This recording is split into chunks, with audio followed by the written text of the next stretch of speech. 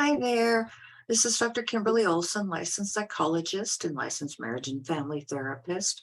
I want to welcome you back to Real Relationship Rescue. This is part 4. So for those of you that have been doing this workshop, you have done some amazing work.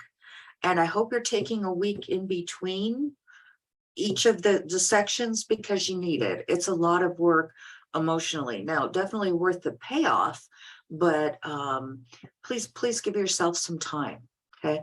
When we're dealing with things that are evocative, we need to allow ourselves some time to sort of recover and shake it off a little bit.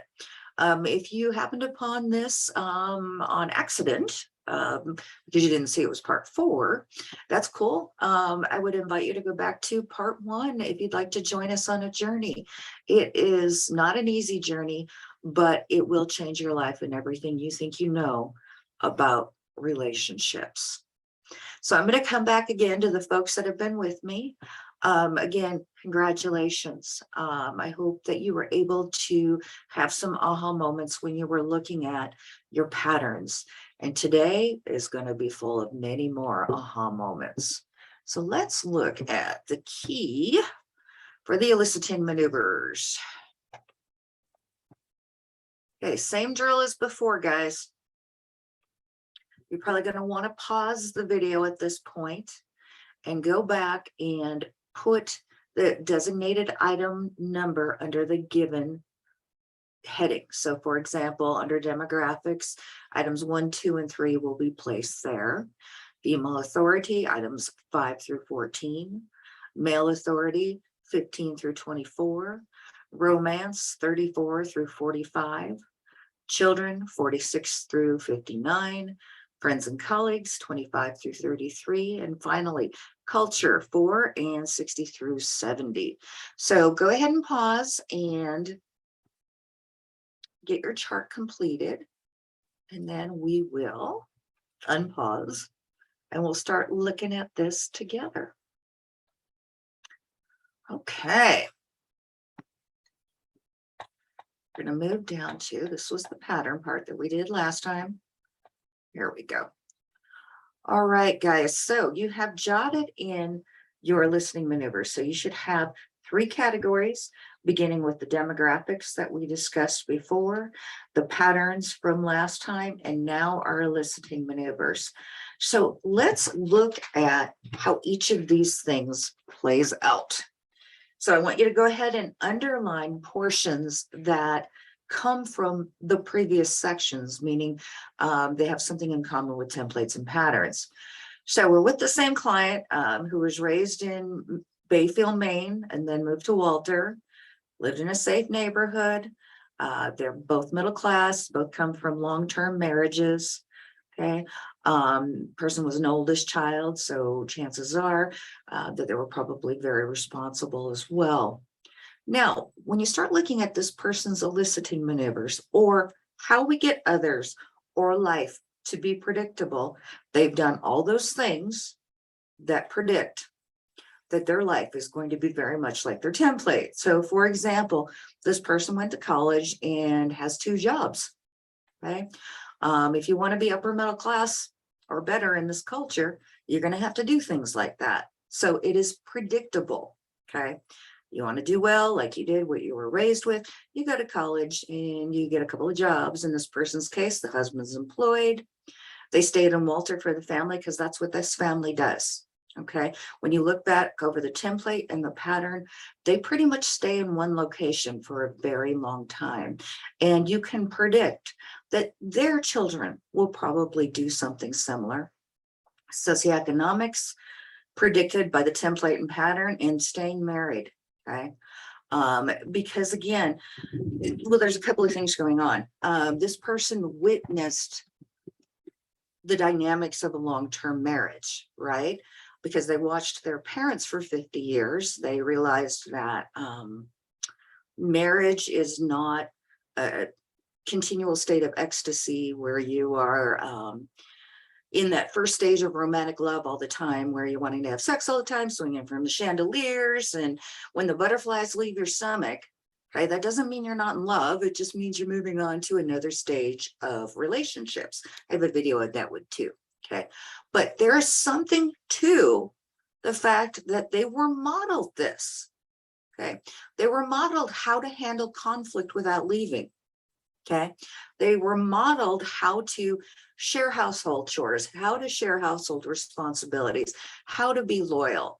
Okay, and so absolutely the template predicted the pattern, and this person is doing right now, okay, through their listing maneuvers, what predicts that they'll continue to have this lifestyle. All right, so let's go down to female authority figures. Okay, if you remember, okay, mom in this case, when she got angry, she yelled, cried, overate, was very demeaning to her children, was very important for her to win, right? So you can imagine that this person probably has a little bit of anxiety, at least when they meet female authority figures, because again, our mothers are our templates for female authority figures. When mother was sad, she overate, cried, isolated. When she was in a joyful place, she was the neighborhood mom, creative, in recovery and fun. This mom worked, but she got fired a lot, which tells you a little bit about her ability to get along or not with other people, and was very competitive for dad's time. We saw the pattern that there was absolutely a fair shake of both love and negative experiences as well, with other female authority figures, right? So overall, boss is loving and fair, but occasionally competitive. This person feels sometimes undermined by female bosses, feels misjudged, helpless from time to time, right? Just like I'm sure she felt when she was a child. Okay. Her work ethic in and of itself is hardworking and dedicated, or she's more of sort of a family hero. Okay, so how does this play out? If you have a mom who is undermining, who gossips about you to other people, who has placed you in a position sometimes of humiliation and embarrassment or competitiveness, how do you think you're going to begin your relationships with female authority figures? Okay, this is your template, this is your model. And so this person was able to recognize that her treatment of women, our female authority figures, was suspicious, or she felt that they were guilty until proven innocent. Okay. And again, this is not a cognition that was right there in the front of her mind. This took some thought based on looking at the template and the patterns that in her relationships with women, she's always going to be a little reluctant at first, right? Anxious, defensive, and afraid. Okay. So if she meets a woman and she senses anything that feels like potential competitiveness, potentially undermining, she's going to be super sensitive to it, be reactive to it. Okay. And of course, when we are oversensitive and reactive, what does that spur in other people? Right. It spurs the same thing in return. So I want you to imagine, right? You're walking into an office and you're meeting your female boss, and you don't know what you're going to get, right? And she starts telling you a little bit about her resume, which is an appropriate thing for a supervisor to do.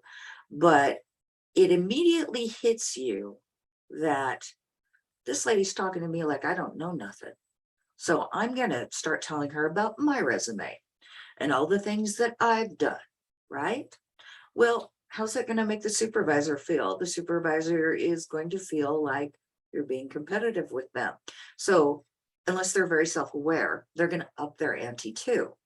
And so we have now created that competitive relationship, right? That went on with female authorities from mom onward because of anxiety and defensiveness. Okay.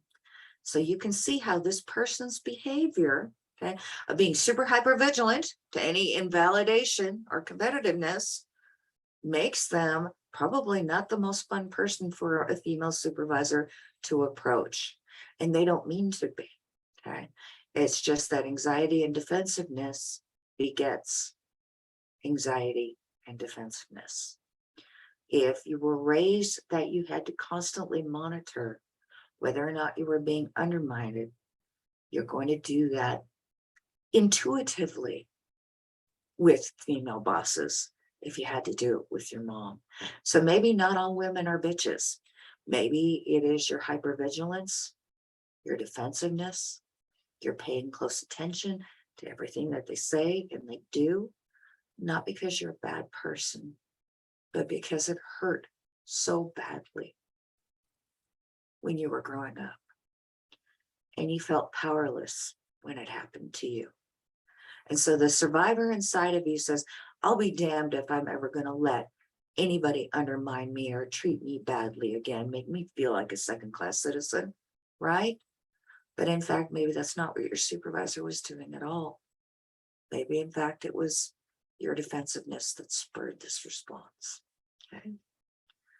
Helplessness. So we got, again, if we got a boss who's in charge, right?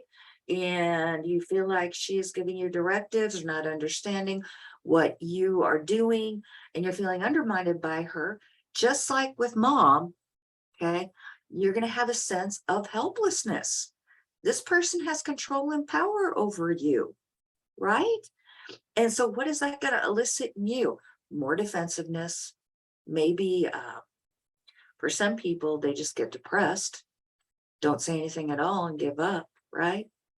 They may feel dismayed. But again, their eliciting maneuver is that they present as arrogant and defensive, which is going to, of course, spur what with other women? Arrogance and defensiveness. Okay, this person recognized that their thinking about women tends to be very dichotomous. What dichotomous thinking is, black or white or all or nothing thinking. So in dichotomous thinking, either someone's a saint or they're Satan. And the truth is that most people lie somewhere in the middle, but this is what they have learned, that there's been some lovely people that they could trust in their lives. And then of course there was mom and women who interact with the world like that. Okay, perfect mother or monster. What about with male authority figures? So we talked about last time how just sort of globally, this dad was really nice and very kind and a hard worker, but he didn't protect his daughter from the psychological and sometimes physical abuse of the mother. Okay. And so the relationship this young lady formed with others, with other males in authority, was, first of all, having a tendency to justify everything that they do. Okay, they're not going to cut the women the same slack, but if a male boss screws up, that's okay, because again, their template is a kind, benevolent male authority figure. But one of the things that they also notice is that with these men, they tend to be passive and don't advocate for them. So maybe this male authority figure that they've been very loyal to, okay, when somebody in the corporation starts messing with them, starts challenging their reputation, right? This guy may or may not step up. And of course, that reenacts hurt and pain of somebody not stepping up to the plate. Okay. With male authority figures, when we look at their eliciting maneuvers, okay, I always give the benefit of the doubt. Okay, so again, for men can do something that's dumb or silly or something that might not be too nice, but because you did not start off with this aggressive template for men, okay, you just sort of aim to please, right? You expect loyalty and advocacy, which again, expecting loyalty and advocacy from your father was perfectly appropriate, okay? But you're not necessarily going to get that from bosses, okay? Now, one would hope, especially if you've been a very loyal employee, that you would get that from them, but expecting it, probably not so much. They feel with ignored and or rationalized and validating behavior or signs of a lack of loyalty. So this boss might be demonstrating behavior that they're not nearly as loyal as, say, the female boss is, right? But this person doesn't see it because they walk in with the template of a benevolent male. Okay. And because of that, because of what they were raised with, because they were not protected in childhood from a female authority figure who was abusive, that child came to believe it was their fault. So in adulthood, right, this woman may believe that whenever exchanges go wrong with, whether it be bosses, it be romantic partners, it must be my fault, right? You're not protecting me. Hell, my dad never protected me. And we'll get to what that does to your thinking in the next video. All right, how about with peers? Okay, so we talked about the fact that this person isn't necessarily real tight with their brother, and they tended to have exclusivity in their friendships, right? Over the course of their life, they have one true friend, a lot of acquaintances, but tend to be very closed and guarded with people, okay? So how do they end up evoking this? Well, because they give everything to one or two friends. And with those one or two friends, this lady was incredibly harsh with high expectations, right? Since you're the only friends that I have, you're all I have, then I expect you to be perfect friends. And of course, everybody is going to fail you, except for God, right? Not because they mean to, but because we're human beings and we have conflicting needs. So high expectations, super high expectations of those one or two friends or those one or two eggs in that basket. They might lack investment and or are neglectful or dismissive of others. So maybe putting the bare minimal into other friendships and other relationships. Of course, at the end of the day, we get what we give. So we might have a person who feels very much alone in the world. Okay. But this is what they do to trigger that. Okay. They only talk to one or two people. I mean, about anything significant. And they do the bare minimal, man, to sustain relationships, which people burn out on that pretty quick. Culture. We talked about before that in their religion, they were raised in religion, became spiritual as an adult. They were part of the LGBTQ, a family member was anyway. They were raised middle class. They were expected to get married and have babies.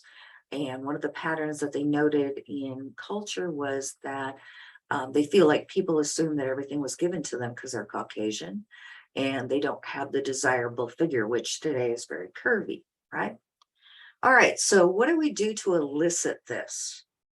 Well, this person doesn't spend a lot of time in spiritual matters, okay? They tend to run to God when things are bad in their life, right? And of course, if you don't put a lot into your relationships, you're not going to get a lot out of it, right? With regard to their ethnicity, they assume that rejection from others comes from their ethnicity. Okay. This person worked in a field that was very, very diverse. And so there was a lot of talk of racism and things. And so they ended up feeling sort of guilty preemptively, right? And felt that a lot of things that they said were discounted because they are Caucasian. And felt hurt that it's socially acceptable to mock or belittle their culture. Okay. Double standards. It was all right to make jokes one way, but not the other way. And their belief, of course, is that no group is superior and the rules should be the same.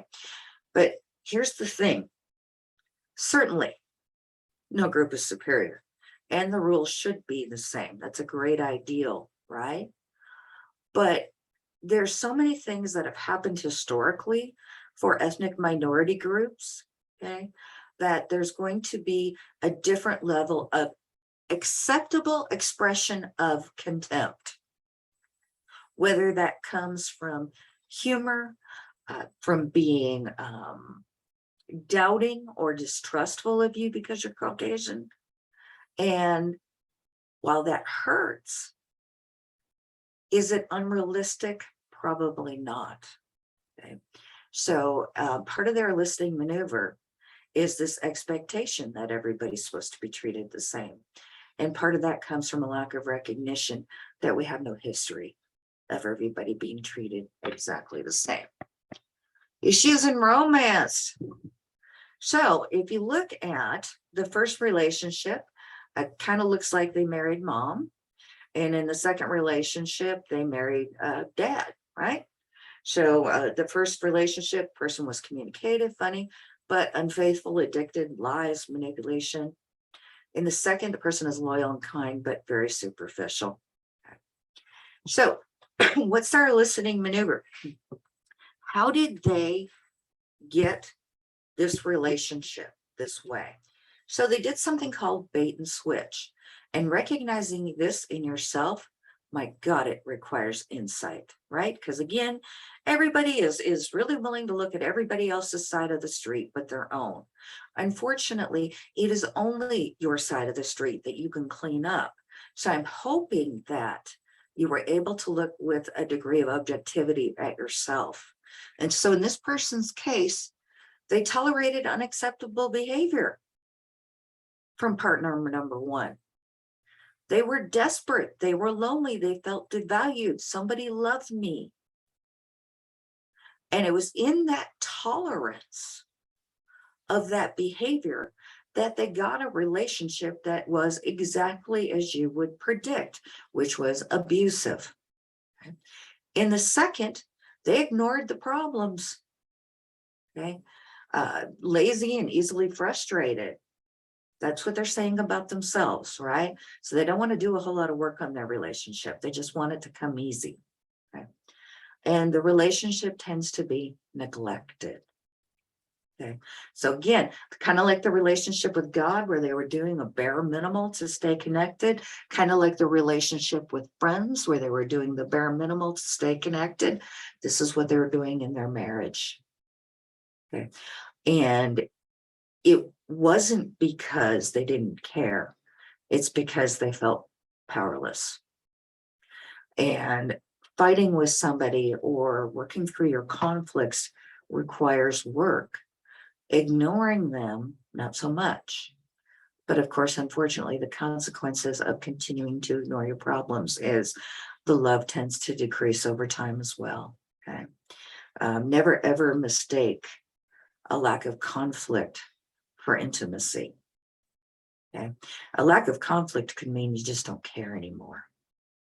Okay, you're checked out of the relationship. I'm always suspect of people who say they never argue. Okay. Why not? Do you share the same brain? Or is that just we tapped out a long time ago? Okay. I know who they are, they know who I am, and we're just going to accept things as they are, even if we don't like them. Okay. That's no way to live either. All right. How about with children? So they noticed themselves when they were angry, being irritable and isolating, crying and isolating when they were sad, which is like their mom. Sarcasm, their spouse uses sarcasm. And when they're sad, they just are completely vacant. They don't acknowledge it. Joy, they do enjoy spending time together, crafts, travel, special moments. With their adult children, so this is so interesting to me. Very loving, but very distant. So again, we see this pattern emerging where we're afraid of conflict. This person is afraid to address what's really going on. And so they continue to have these very shallow and superficial relationships. Anger and pain are not discussed with their grown children. And the adult child doesn't discuss their hurt or anger towards their mother either. They were raised, hurt somebody, bring up that stuff. And so the relationship, again, is this very sort of unsatisfactory, superficial relationship because nobody's telling the truth, right? We're keeping it all on the surface, keep it light. But the outcome of that is that the relationship lacks depth. Okay. Intimacy is knowing both the good news and the bad news and loving each other anyway. Okay? It's not pretending like there are no flaws. Okay? It's not feeling like you have to suppress your pain so much that you can't ever share it, which leaves you feeling very much alone. Okay. So there's a struggle with genuineness, but very generous. So here's the skinny on this. I want you to go back because chances are your own self-reflection was probably not that powerful. Okay. That's the benefit of doing this in workshops and with somebody like me who's going to ask you very critical questions. Okay. But if you want some input, I'd be more than happy to do that. Okay. You can email me your worksheets and I can take a look at them and we can talk about critically evaluating them because you can see how much this person learned about themselves and their pattern. Their pattern is avoidance. Avoid pain. Give the bare minimal amount to relationships. Don't invest much because you're just going to end up getting hurt. People aren't worthwhile, right? That's this person's perception. And of course, it impacts how they interact with everybody. Okay, so after you do this, again, I want you to feel free, if you need to contact me in the comments, send me your email if you'd like. I can help you with this. Be more than happy to help you with this. Excuse me, but over the next week, here's what you're doing. You're going to be looking at the pathogenic beliefs worksheet. Just a second. You're going to use your relational chart to come up with this. I want you to look at your demographic eliciting maneuvers. So what beliefs drive your demographic choices? For example, your demographic eliciting maneuver suggests that you took 80 hours a week despite health issues to ensure that your family can live in an affluent neighborhood. The pathogenic belief, which by the way, all this is what keeps your lifestyle going, is that good fathers and mothers, ensure that their families live in affluent neighborhoods. If I didn't provide this, my family wouldn't love me and my spouse might leave. Look at your female authority eliciting maneuvers. What do you tell yourself about a person or situation that causes you to act according to your eliciting maneuvers? So for example, the young lady we were just talking about is suspicious and defensive. So that's certainly going to elicit a response from female authority figures. Okay, so these are the different categories. And again, I will post this to the comment section. If you would prefer that I email you this information, that's cool too. Just leave me your email. I would love to do it. And I will see you in 1 week's time. Okay. Again, you need a week off in between. Otherwise, this is all going to be garbly-goo and you're not going to get out of it everything that I would like for you to get out of it, especially considering all the work that you did. I thank you so much for your time. God bless you and your efforts, and keep growing.